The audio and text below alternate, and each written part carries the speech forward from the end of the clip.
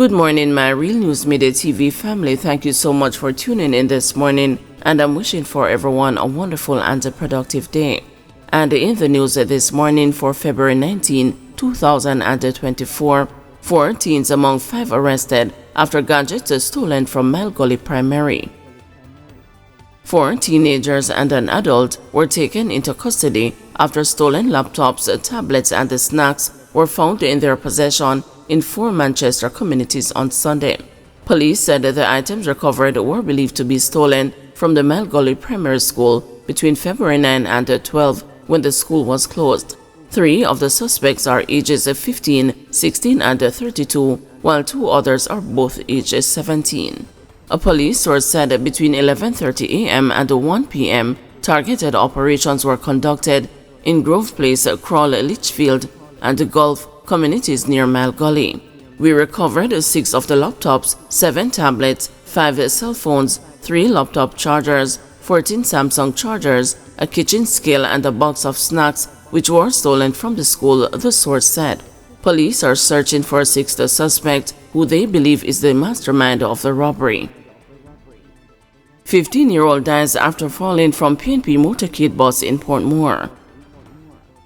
Tragedy struck in Portmore, St. Catharines Sunday afternoon when a 15-year-old boy died after falling from a bus that was part of a People's National Party motorcade in the South Borough community. The deceased has been identified as Lamar Gray of Gregory Park in the parish. Eyewitnesses claimed that Gray was leaping from one bus to another when he fell and hit his head. Some reports indicated that he was intoxicated at the time of the accident. The police confirmed that the incident occurred about 5:30 p.m. Gray was rushed to the Spanish Town Hospital, where he was pronounced dead. On hearing of the tragedy, Portmore's Mayor Leon Thomas expressed condolences to the family of the teenager. I am urging supporters of both the parties to be more careful when they are in motorcades supporting their candidates, Thomas said. The mayor said he would be visiting the parents of the teen to support them in their time of bereavement.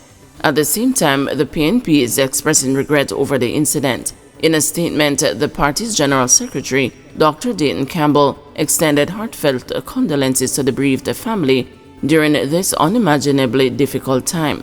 Our thoughts and prayers are with them as they grapple with the profound loss of their loved one, the statement read. It added that in light of the tragic incident, the PNP is urging everyone to respect the privacy of the grieving family. We ask that they be allowed the space they need to navigate this heartbreaking situation, said Campbell. And the PNP emphasized the importance of heightened vigilance and attention to safety among their supporters while campaigning for the upcoming local government elections. The PNP commits its unwavering support to the families affected by this terrible tragedy. We stand ready to assist in any way possible and offer our deepest sympathies during this challenging time, the statement said. It's the second major incident involving political motorcades in the ongoing campaign for the local poll set for February 26. A Jamaica Labour Party supporter in St. Thomas lost one of her legs after a truck transporting fellow supporters crashed in Rocha Gully in the parish on February 8 nomination day. 15-year-old boy charged with rape of 6-year-old girl at a daycare center. A teenage boy has been accused of raping a 6-year-old girl in the bathroom of a daycare in Uteria, St. Anne on Saturday, January 27, 2024. Charged with rape and grievous sexual assault is a 15-year-old student of Buckfield in Uterias in the parish. Reports from the Uterias police are that a 6-year-old girl was at a daycare facility when the accused barged in on her in the bathroom where he sexually assaulted her and subsequently raped her. A report was made to the police and an investigation launched into the matter. The accused was later taken to the station by his relatives where he was charged. His court date is being finalized. 4 men killed in Trelawney crash identified. Lawmen assigned to the Falmouth Traffic Department have commenced a probe into the circumstances surrounding a collision that claimed the lives of 4 men on the Rock Main Road in Trelawney on Sunday, February 18. The victims have been identified as 23-year-old Kimani Thompson, a fisherman of Falmouth, 24-year-old Andre Gonzalez, a photographer of Florence Hall, Falmouth, 24-year-old Marco Williams of Pimento Walk, Oteria, St. Anne, and the 25-year-old Jason Reed, a lifeguard of Peel Street in Falmouth.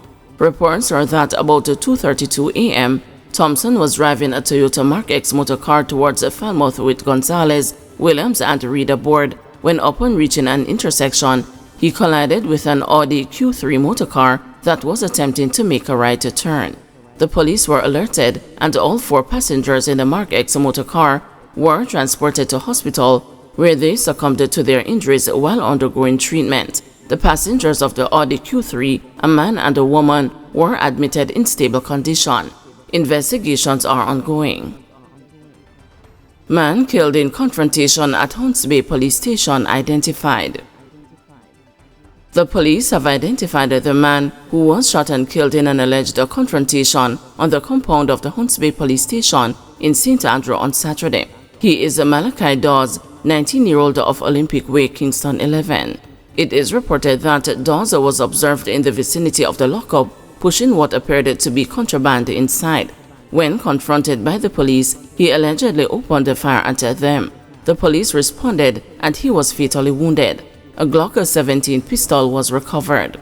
The station is the headquarters for the St. Andrew South Police Division. Several persons associated with him and from the general area may be housed there. He breached the perimeter fence to the back, a source told the news. The matter has been reported to the Independent Commission of Investigations, the police oversight body. A brawl involving prisoners and the police broke out at the lockup on January 23 after a search yielded contraband that were hidden in the facility. At least 5 prisoners were injured. Trelawney farmer allegedly chopped to death by cousin. A 59-year-old farmer was chopped to death allegedly by a male relative at his home in Sherwood, Content, Trelawney, early Sunday. The accused, who is also a farmer, is now in police custody. The deceased has been identified as William Jenkins. Jenkins was reportedly attacked around 3 a.m. His brother Mackenzie Bennett theorized that the alleged perpetrator looked like him climbed through the window and lay with my brother in the room. I was called to come and look at my brother. When I came, I couldn't look at his body. It was all covered with blood, he told the news. The accused man and the Jenkins were neighbors. A woman who said she was a sister of the man accused of the crime said her brother was behaving in an unusual manner in recent days. From week him start behave like him mad. Him burned down his house and chop his dog. The chop was so bad the police shot the dog. Me feel it cause I am cousin and me never hear them quarrel, she said.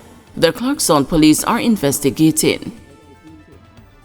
Cops have found over $5 million in discarded purse during raid in Franklin Town. Law enforcers from the Kingston Eastern Police Division seized a firearm, several rounds of ammunition, and a large sum of cash on Fernandez Avenue and the Lacey Road in Franklin Town in Kingston on Sunday, February 18. Reports from the Elletson Road Police are that about 5:20 a.m., a police team conducting a targeted raid searched the premises on Fernandez Avenue and found a Glock 19 9mm pistol with a magazine containing 11 9mm cartridges in a bathroom.